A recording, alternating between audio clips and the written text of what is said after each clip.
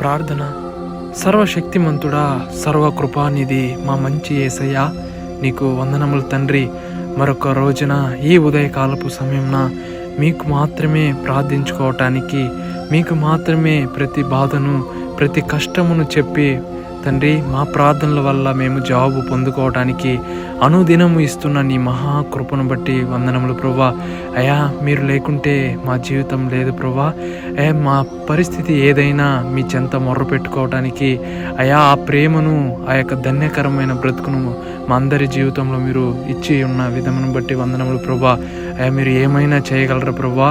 కథ మొత్తం మార్చుచు అనునిత్యము మీ కృపలో మమ్మల్ని నడిపిస్తున్నటువంటి మా మంచి దేవుడో ప్రభా.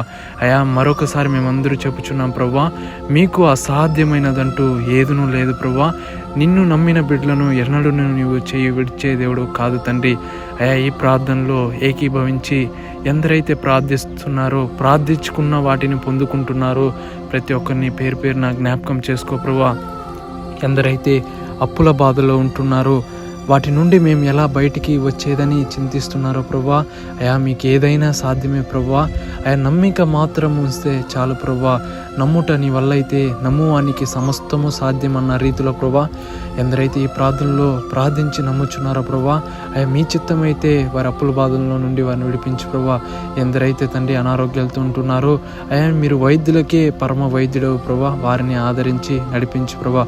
ఈరోజు అంతట్లో కావలసిన దీవెనలను సమృద్ధితో నింపుతారని నజరేయుడైన యేసయ్య నామమున పేరట అడిగి ప్రార్థించి వేడుకుంటున్నాం పరమ తండ్రి. ఆమేన్.